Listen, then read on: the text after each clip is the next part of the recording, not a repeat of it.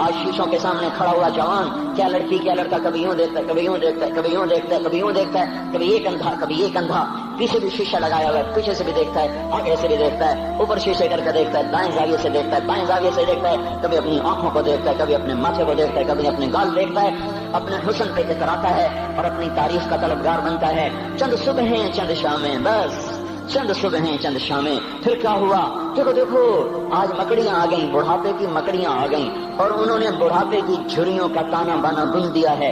اب اسے کہتے ہیں شیشہ دیکھو گا تو میں نہیں دیکھتا، آج وہ شیشہ دیکھنے کی سکت نہیں مجھے شیشہ نہ دکھاؤ، یہ میں نہیں ہوں، یہ میں نہیں، یہ تو ہی ہے، نہیں میری تو بڑی جوانی تھی، بڑا حسن تھا، میں تو وقت کی زلیخا تھی، میں تو وقت کا یوسف تھا، تو آج دیکھ تو صحیح تیرا ہی چہرہ ہے، یہ جھریاں کہاں سے آئیں؟ یہ بڑھاپے کی مکڑیوں نے کس وقت حملہ کیا؟ تو نے تو بڑے زور لگائے تھے کہ بڑھاپا نہ آنے پائے، چہرے کی رونق نہ جانے پائے، لاکھوں قسم کے تم نے میک اپ کے سامان خریدے اور کن کن مشقتوں سے تم نے اپنے جسم کو سنوارا بنایا، پر تو آج اپنا چہرہ کیوں نہیں دیکھتا؟ آج نظریں وہ نظریں ہرنی جیسی آنکھ، اس کی تو ہرنی جیسی آنکھ، آج وہ آنکھ کا پپوٹا ہی نہیں اٹھ رہا، آنکھ اٹھنے سے انکار کر رہی ہے، آنکھ اٹھنے سے انکار کر رہی ہے، اور اس کی تو بڑی ناز و انداز والی چال ہے، اور آج اس سے قدم نہیں اٹھائے جا رہے، آج اس کو ویل چیئر پہ بٹھایا جا رہا ہے۔ وہ مجھے نصر اللہ بٹ ملا، پہلے فلموں میں کام کرتا تھا، اب تو ماشاءاللہ 3 لگے بڑی داڑھی، تو یہ اس زمانے میں ہمارے زمانے میں فلموں میں کام کرتا تھا، تو کہنے کہ میں 3 من کی بوری کو یوں اٹھا کے پھینک دیتا، 2 انگلیوں میں پکڑ کے یوں اٹھا کے پھینک دیتا تھا، آج مجھ سے خود زمین سے اوپر اٹھا نہیں جا رہا ہے۔ او ہوش میں آ جاؤ، یہ زندگی دھوکہ ہے، یہ دھوکہ ہے، یہ مچھر کا پر، یہ دھوکے کا گھر، یہ مکڑی کا جالا، چڑھتا سورج مت دیکھو، ڈوبتے سورج کو دیکھو، دیکھتے نہیں ہو صبح کی رانائیاں، وہ ابھی اپنا نشہ اتار نہیں پاتی کہ ایک دم مغرب کا افق ان کو دبوچ کر ساری رونق کو چھین لیتا ہے اور اس کی رونق کو اندھیروں میں بدل دیتا ہے، دن کی چمک دمک کو سیاہیوں میں بدل کر رات آنے والی، شام آنے والی، ڈوبنے والا سورج وہ پکار کے کہتا ہے یہ دھوکے کا گھر ہے، اس کے چکر میں نہ پڑنا۔ یہ میرے بھائیو، آنے والی صبح اور شامیں وہ اپنے چہرے ہمیں اوپرے نظر آتے، نہیں میں نہیں، تو ہی ہے۔ میری جوانی کہاں گئی؟ اسے دنیا کھا گئی۔ میری رونقیں کہاں گئی؟ اسے دنیا لے گئی۔ میرا حسن کہاں چلا گیا؟ وہ شام کے ساتھ ڈھل گیا۔ میری جوانی کہاں چلی گئی؟ وہ ڈھل گئی رات کے ساتھ، شام کے ساتھ۔ یہاں کا ہر پھول کھلنے نہیں پاتا کہ وہ مرجھا جاتا ہے، باہر آنے نہیں پاتی کہ خزاں کے تھپیڑے سے دھکا دے کر درختوں کو ننگا کر دیتے ہیں، مسکراہٹیں آ نہیں پاتی کہ آنسوں کی رمجم برسات شروع ہو جاتی ہے، خوشیاں آنگن میں قدم پہلے رکھتی ہیں اور غم آ کر اس کو دھکا دے کے وہ جا کے پھینکتے ہیں۔ ان کا آنا بعد میں ہوتا ہے، غم پہلے سے آ کر ایک مار کے اٹھا کے وہ پھینکتا ہے۔ کہیں شادیوں کے نغمے نہ سنا کرو، جاؤ رونے والیوں کے نوحے سنو، ناچنے والیوں کے گانے نہ سنو، بین کرنے والیاں ان ماؤں کے بین سنو جن کے جوان لال ان کی آنکھوں کے سامنے میت بن کے پڑے ہوتے ہیں، ان عورتوں کے نوحے سنو جن کے جوان خامن ان کے سامنے چھوٹے چھوٹے بچے چھوڑ کے جا کر قبر کے سفر شروع کر رہے ہوتے ہیں، ان باپوں کے جا کر ان کی غمگیز داستانیں سنو میرے بھائیو، جن کے جو خود کہتے تھے یا اللہ مجھے موت دے دے، وہ بیٹھا سسک رہا ہے اور جوان بچہ کندھوں پہ اٹھا کر وہ جنازہ قبر میں لے جایا جا رہا ہے۔ یہاں کے راگ نہ سننا، دھوکہ کھا جاؤ گے، یہاں کے ہوٹلوں میں نہ جانا، اور دھوکہ فریب ہے، مسکراہٹیں دھوکہ ہیں، اور یہاں کے ہوٹل وہ ایمان کو برباد کرنے کے اڈے ہیں، وہاں نہ جانا، وہاں ہر چیز مصنوعی ہے۔ لوٹ کے قبرستان جانا، شکستہ قبریں، ویران قبرستان، ٹوٹی ہوئی قبریں، اکھڑی ہوئی قبریں، اور جھکی ہوئی قبریں، بوسیدہ قبریں، پھنسی ہوئی قبریں، ہائے ہائے، ایک قبر کہے گی میں بھی کبھی کسی کا سر پر غرور تھا۔ میں مینی شریف کے قبرستان سے گزر رہا، ایک جگہ فاتحہ پڑھنے جا رہا، میں قبرستان کے درمیان سے گزرا تاکہ قرآن پڑھتا ہوا دائیں بائیں سب کو ایسال ثواب کرتا جاؤں۔ اللہ کی قسم میں نہیں جانتا کون ہے کیا ہے، ایک قبر نے میرے پاؤں روک لیے، اس کی بے بسی نے، اس کی حسرت نے، اس کی بوسیدگی نے، اس کی اداسیوں نے، اس کے غموں نے میرے پاؤں روک لیے۔ میں تو اپنے دھیان میں جا رہا ہوں، میرا اپنا عزیز ہے، میں اس پہ فاتحہ پڑھنے جا رہا ہوں، مجھے نہیں پتا کون مرا ہوا ہے، اور اس کی قبر کی ویرانی نے، بوسیدگی نے، اوئے ہوئے ہوئے، میرے پاس الفاظ نہیں، میں کیسے وہ نقشہ بیان کروں کہ چلتے ہوئے قدم میرے رک گئے اور میں ایسے کھڑا ہو کے قبر کو دیکھنے لگا اور میں بے ساکھ، مجھے یوں لگا جیسے قبر کا ایک ذرہ کہہ رہا ہو ادھر بھی کچھ پڑھتے جاؤ، یہاں کوئی کبھی نہیں آیا۔ ماؤں کو دفن کرنے کے بعد اولادیں بھول جایا کرتی ہیں، ماؤں کی گود میں برسوں کھیلنے کے بعد پھر یاد میں نہیں رہتا کوئی ماں تھی، باپ کے کندھے پر برسوں سواری کرنے کے بعد یاد نہیں رہتا کوئی ہمارے لیے گھر بنا گیا تھا، زمین چھوڑ گیا تھا، جائیدادیں چھوڑ گیا تھا۔ وہ ایک محرم میں چلے جاتے ہیں، اگر یہ رسم نہ ہوتی تو شاید کوئی قبروں پہ بھی نہ جاتا۔ اپنی مصروفیتیں، جب آدمی خود باپ بنتا ہے، باپ بھول جاتے ہیں جب خود بچی ماں بنتی ہے مائیں بھول جاتی ہیں، جب اپنی دوستیاں بنتی ہیں بھائی بھول جاتے ہیں، کون مرے ہوئے کو یاد رکھتا ہے؟ یہ فنا کی جھوک ہے، مٹ جانے کا مقام ہے، کوئی کسی کو یاد نہیں کرتا۔ حضرت علی نے فرمایا تھا حضرت فاطمہ کو دفن کرنے کے بعد لكل اجتماع من خليلين فرقة وكل الذي قبل الممات قليل۔ آج فاطمہ کو دفن کرنے کے بعد مجھ پر یہ بات کھل گئی ہے، کوئی کسی کا ساتھ نہیں دے سکتا، کوئی سدا سلامت نہیں رہ سکتے۔ ایسی حسین جوڑی بھی آج بکھر گئی، ایسا حسین جوڑا کوئی دنیا میں کہاں سے لائے گا؟ ایسا جمال کوئی کہاں سے لائے گا؟ ایسی جوڑی کوئی کہاں سے لائے گا؟ علی اور فاطمہ کی جوڑی کوئی دکھائے تو صحیح، کوئی نبیوں کے بعد کوئی ایسی جوڑی بنی ہو؟ لیکن آج یہ جوڑی ٹوٹ گئی۔ 24 سال کی عمر میں فاطمہ جدائی دے گئی، 24 برس کی عمر میں جدائی دے کے جا رہی۔ ہاں لیکن بھائی ان کا تو مرنا بھی زندگی تھا۔ پانی کے لیے اپنی خادمہ سے فرمایا میرے غسل کا پانی رکھو، خادمہ نے پانی رکھا، خود غسل فرمایا، پھر اس کے بعد چارپائی کو درمیان میں رکھوایا اور کپڑے پہنے اور فرمایا علی اس وقت کہیں باہر نکلے تھے، فرمایا اب میں مر رہی ہوں، میرا غسل ہو چکا ہے، مجھے دوبارہ غسل نہ دینا، یہی میرا غسل ہے اور علی کو بتا دینا، اور وہ گئی۔ ہاں آپ نے کہا تھا ابھی فاطمہ سے میں جا رہا ہوں، وہ رونے لگی، پھر آپ نے پھر کان میں کہا نہیں تو غم نہ کر، سب سے پہلے تو ہی مجھ سے آ کے ملے گی، پھر وہ ہنسنے لگی۔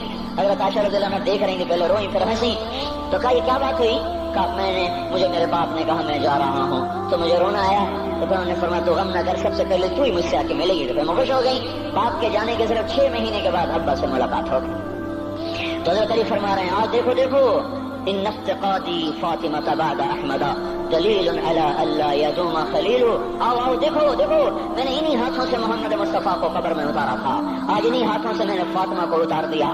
آج مجھ سے دنیا کا دھوکہ کھل گیا ہے، مجھے پتہ چل گیا ہے کہ یہاں کوئی دوستی سلامت نہیں رہ سکتی، کوئی گھر آباد نہیں رہ سکتا۔ کل بیت وان طالت سلامتها یوم ستدرکہ النکباء والحباب۔ او میرے بھائیو، کوئی گھر کتنا آباد رہے، سلامت رہے، ایک دن آتا ہے کہ مکڑی کے جالوں کے سوا وہاں کچھ نہیں ہوتا، ہواؤں کی سنسناہٹ کے سوا وہاں کچھ نہیں ہوتا۔ اللہ کا واسطہ دیتا ہوں فیصلہ آباد سے دھوکہ نہ کھاؤ، اس کے بازاروں سے دھوکہ نہ کھاؤ، ہوش میں آؤ، ہم غلط جا رہے ہیں۔ اور میرے بھائی اگر مر کے اللہ کے پاس جانا ہے تو اس زندگی سے واپس آؤ، واپس آؤ، میں اللہ کا اس کے رسول کا واسطہ دیتا ہوں۔ اگر مر کے کہیں اور چلے جانا ہے، اگر مر کے اللہ کے پاس نہیں جانا، یہ اللہ کے رسول کا سامنا نہیں ہے، جو مرضی کرو، پھر ہم بھی چھوڑیں، اب ہمیں بھی کچھ سمجھاؤ، ہم کیوں بول بول کے گلے کی ایک ایک رگ میں درد اتار بیٹھے؟ گھر چھوڑ چھوڑ چھوڑ چھوڑ، سارا وجود ہڈیوں میں درد اتر گیا ہے، تو کوئی ہمیں بھی راستہ بتاؤ کہ یہ راستہ ہے، اس پہ موج میلہ بھی ہوگا، اللہ بھی نہیں ملے گا۔ آؤ ہم سب تم کر، ہم بھی مل کر تمہارا ساتھ دیں، ہم کیوں ایسے کھاری اٹھائے ہوئے در در کی ٹھوکریں کھاتے کر رہے ہیں؟ میرے بھائیو، اور اگر ایسا کوئی راستہ نہیں ہے، اور میں بتا رہا ہوں کوئی نہیں ہے، کوئی نہیں ہے، کوئی نہیں ہے، میرے پاس کوئی مضمون نہیں بیان کرنے کو۔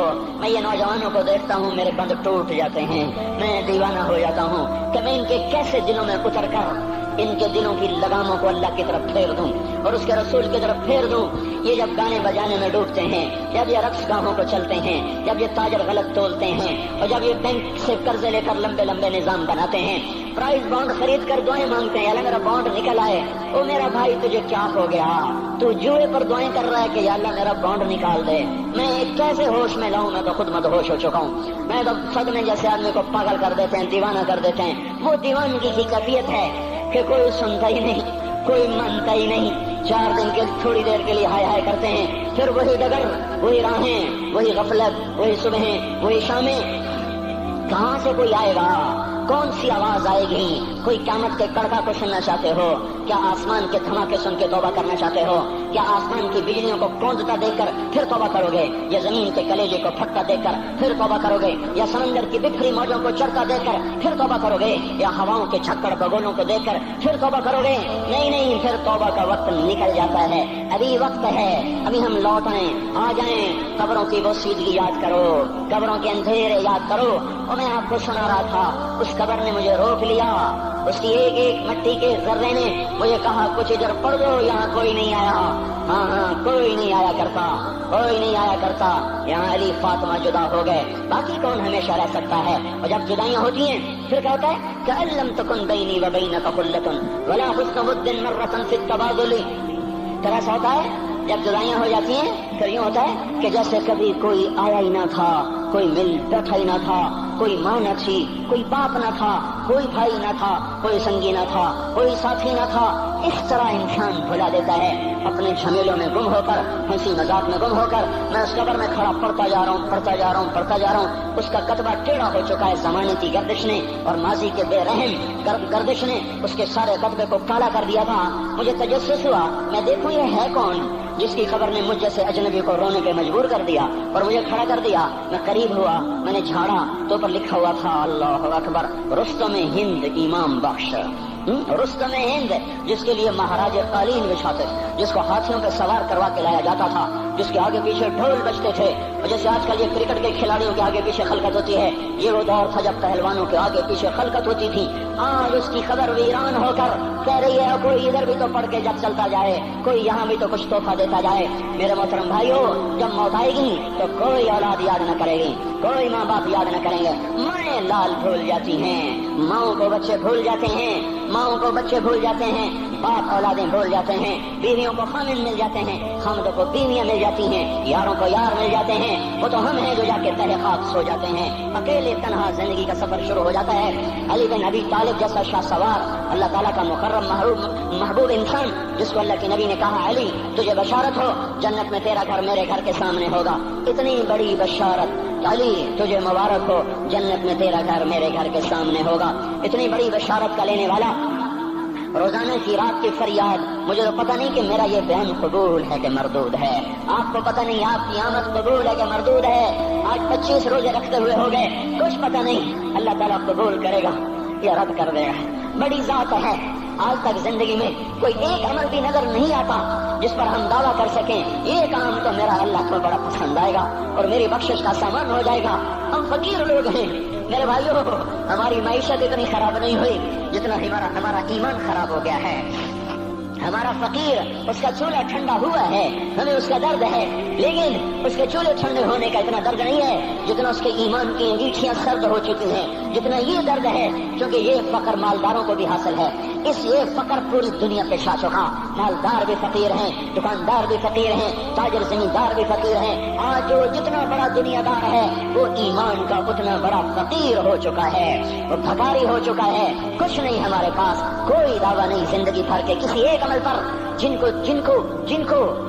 جنت کے پروانے مل گئے۔ علی کا گھر میرے گھر کے سامنے، فاطمہ میری بیٹی جنت کی عورتوں کی سردار، حسن حسین جوانوں کے سردار جن کو جنت کے پروانے ملے۔ حضرت علی رات کو اٹھ کے رو رہے ہیں، آہن آہ من قلت الذات وبعد السفر ووحشت الطریق، اے میرے مولا مجھے معاف کرنا، میرے پاس عمل کوئی نہیں ہے، اے مولا مجھے معاف کر دے، میرا عمل تھوڑا ہے۔